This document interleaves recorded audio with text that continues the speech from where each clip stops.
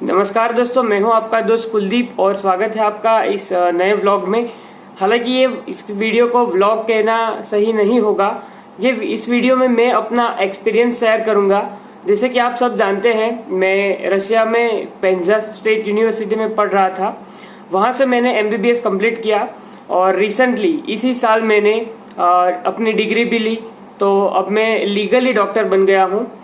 और इस वंदे भारत मिशन में, जो कि ये कोरोना पेंडेमिक की वजह से चल रहा है, जो अपनी हिंदुस्तान की सरकार चला रही है, उसके अंतर्गत मैं पेंजा से इंडिया कैसे आया, इसी बारे में ये वीडियो होने वाला है। मैं आपको सारी डिटेल्स एक के बाद एक स्टेप वाइज देता रहूंगा। सबसे पहले हमारी जो एम्बेसी है, यानी कि इंडियन एम्बेसी जो मॉस्को में है, उन्होंने फॉर्म्स फिलअप करवाए कि जो भी स्टूडेंट या भी कोई भी इंडियन सिटीजन जो रशिया में है, उनको इंडिया आना है, तो एक फॉर्म उन लोगों ने सर्कुलेट किया था। वो फॉर्म हमने फिलअप किया। उसके बाद उस मेल आईडी पे जो फॉर्म में फिलअप किया हुआ था, उस पे एम्बेसी से एक कंफर्मेशन मेल आया। उस मेल को कंफर्म करने के बाद एम्बेसी ने सारे स्टूडेंट्स या सिटीजन्स की मेल आईडी से लेकर पासपोर्ट नंबर तक सारी डिटेल्स एयर इंडिया को ट्रांसफर कर दी। अब देखने वाली बात ये थी कि एयर इंडिया किसे सिलेक्ट करता है। तो थोड़े टाइम जाने के बाद हमें पता लगा कि एयर इंडिया रैंडमली लोगों को सिलेक्ट कर रहा है। उसके बाद ऊपर वाले को प्रार्थना करने के सिवा हमारे पास कोई और चारा नहीं था। क्योंकि अगर आप नहीं जानते तो 6 साल या 5 साल आप जब भी मेडिकल डिग्री लेकर इंडिया आते हो, तो Indian government medical council of India के तहत FMGE foreign medical graduation exam लेती है। ये एग्जाम हर बार जून और दिसंबर में होती है, मगर इस बार पेंडेमिक की वजह से जून वाली एग्जाम डिले हो गई थी। तो हमने सोचा अगर ये एग्जाम सितंबर में हो जाए तो हम भी दे सकते हैं। हमें जल्दी इस बात की थी कि जल्दी से हम एग्जाम दे दें और इंडिया में जो ये पेंडेमिक चल रहा है और डॉक्टर्स लोगों की जो शॉर्टेज है, उसको हम खत्म कर पाए, हम इंडिया को सर्व कर पाए। बस यही शुद्ध इच्छा थी। फिर क्या था, ऊपर वाले ने अपनी लीला दिखा दी। 21 जून को दोपहर ठीक 1:22 को मेरे आईपैड में एक मेल आया एयर इंडिया से कि आप सिलेक्ट हो गए हो इंडिया जाने के लिए, और एक लिंक आई जिस पे आप पेमेंट कर सकते हो।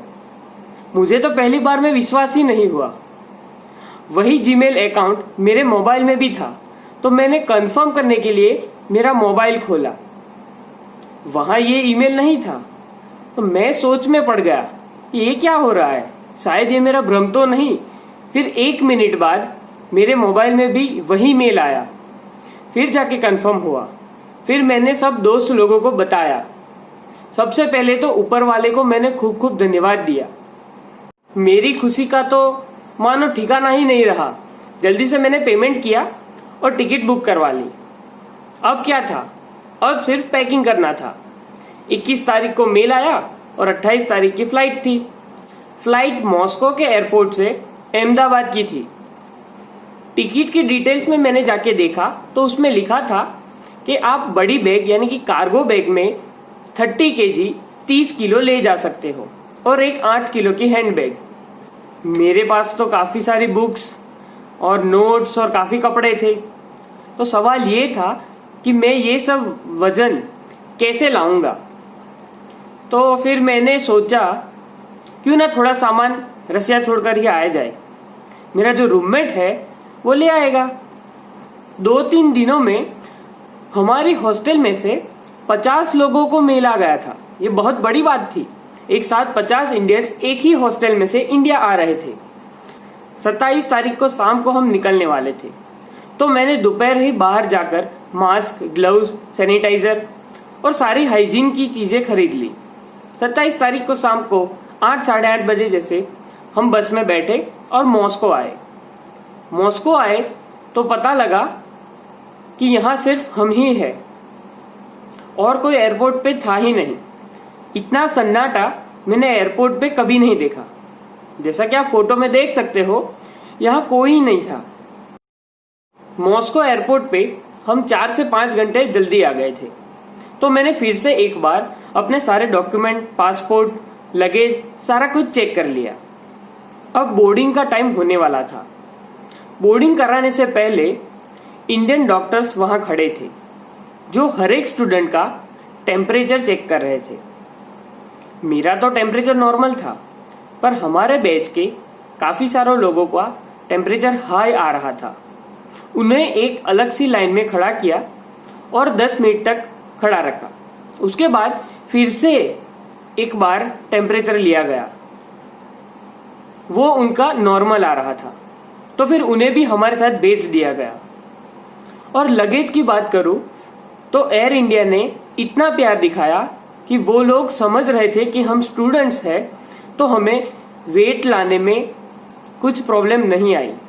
2 से 3 किलो एक बैग में अगर ज्यादा भी हो तो एयर इंडिया कोई प्रॉब्लम नहीं उठा रही थी, वो लोग जाने दे रहे थे।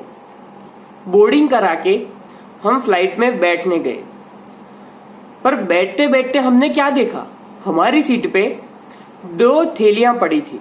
एक थैली में ग्लव्स थे, मास्क था, फेस शील्ड था और सैनिटाइजर था, और दूसरी थैली में हमारे लिए लंच था, ब्रेकफास्ट था और डिनर था।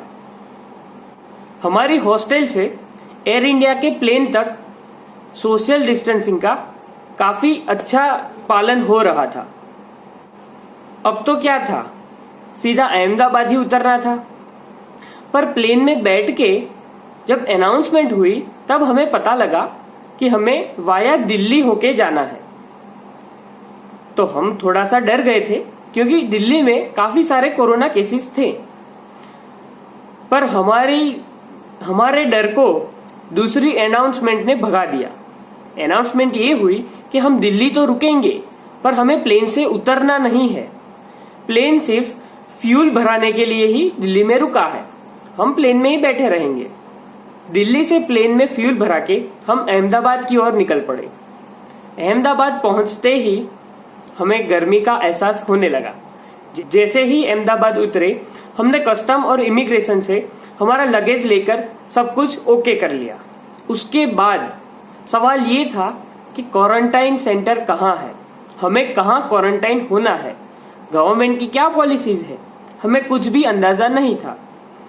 तो जैसे ही हम लगेज लेके बाहर निकलने जा रहे थे, वहीं एक बड़ा सा रिसेप्शन जैसा एक टेबल था। वहां पे अपने पासपोर्ट का होम टाउन पूछ रहे थे।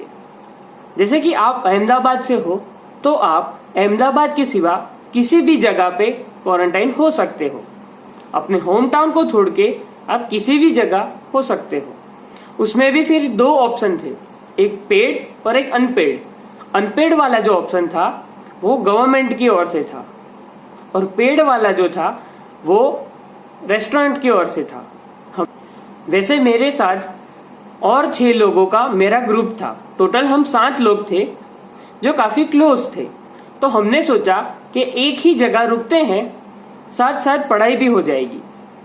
तो हमने निजानंद रिसोर्ट जो कि आनंद में है उसे फिक्स किया। वहां कॉल करके बुकिंग करवा ली और आधे घंटे में गवर्नमेंट की बस जीएसआरटीसी वॉल्वो उसमें निकल पड़े। मैं आपको बता दूं कि ये वॉल्वो का जो रेंट है वो भी आपके टिकट में इंक्लूड हो चुका है, यानी कि आपको बस के कुछ एक्स्ट्रा पैसे भरने की जरूरत नहीं है। जैसे ही हम रात को आनंद पहुंचे, रिसोर्ट में हमारा वेलकम किया गया। पहले तो सब पेपर वर्क कर लिया, उसके बाद हमारा लगेज हमारे कॉटेज तक पहुंच गया। जैसे ही रूम में पैर रखा, मानो स्वर्ग पा लिया हो। काफी अच्छा रिसोर्ट था और हम भी काफी खुश थे, क्योंकि इतने सारी तकलीफों के बाद हम फाइनली इंडिया आ चुके थे। मैंने रात को सोने से पहले ऊपर वाले का खूब खूब धन्यवाद किया। दूसरे दिन सुबह हम उठे और चाय नाश्ता करने लगे। तभी मैं क्या देखता हूँ, मेरे पापा का कॉल आ रहा था। मैंने जब बात की तो पता लगा कि गवर्नमेंट की गाइडलाइंस अपडेट हो चुकी है। 1 घंटे पहले ही नई गाइडलाइंस आई है। उस गाइडलाइंस के मुताबिक अब आप अपने होम टाउन में भी क्वारंटाइन हो सकते हो। होम क्वारंटाइन की बात नहीं कर रहा मैं, अपने होम टाउन में आप किसी भी नजदीकी होटल या फिर अनपेड सर्विस में भी क्वारंटाइन हो सकते हो। फिर क्या था, दूसरे ही मिनट मेरे पापा सब पेपर वर्क खत्म करके मुझे लेने आ पड़े। क्योंकि आप दुनिया के किसी भी कोने में हो, अपना जो होम टाउन है वहां की बात तो कुछ और ही है। दोपहर को वहां से बिलिंग करवा के मैं निकल पड़ा अपने पापा के साथ। गाड़ी में मैं और मेरे पापा, वो आगे ड्राइव कर रहे थे और मैं सोशल डिस्टेंसिंग का नियम पालन करते हुए पीछे बैठा था। चाहता तो बहुत था कि उनके पैर छूऊं, उनको गले लगाऊं, पर कोरोना की वजह से ये सब भावनाएं मुझे अपने दिल में ही छुपानी पड़ी। रात को 11 बजे के आसपास मैं और मेरे पापा हमारे होम टाउन में आ पहुंचे। 11 बजे चेक इन कर लिया और फिर क्या था, थकान इतनी थी कि कब नींद आई पता ही नहीं चला। यहां 7 दिन के क्वारंटाइन के बाद मैं फ्री हो जाऊंगा, यानी कि 7 दिन के होटल क्वारंटाइन के बाद मैं 7 दिन के होम क्वारंटाइन में जाऊंगा। मुझे अभी भी विश्वास नहीं हो रहा कि मैं ऐसे पेंडेमिक जैसी स्थिति में अपने घर बिना किसी तकलीफ के पहुंच गया हूं। ये सारा कुछ आपके प्यार, ऊपर वाले की प्रार्थना और हिंदुस्तान की सरकार वंदे भारत मिशन के वजह से ही हुआ है। अगर आपको मेरा एक्सपीरियंस अच्छा लगा हो तो अपने दोस्तों, माता पिता या फिर रिलेटिव्स के साथ शेयर करें और चैनल को सब्सक्राइब करें। धन्यवाद। जय हिंद।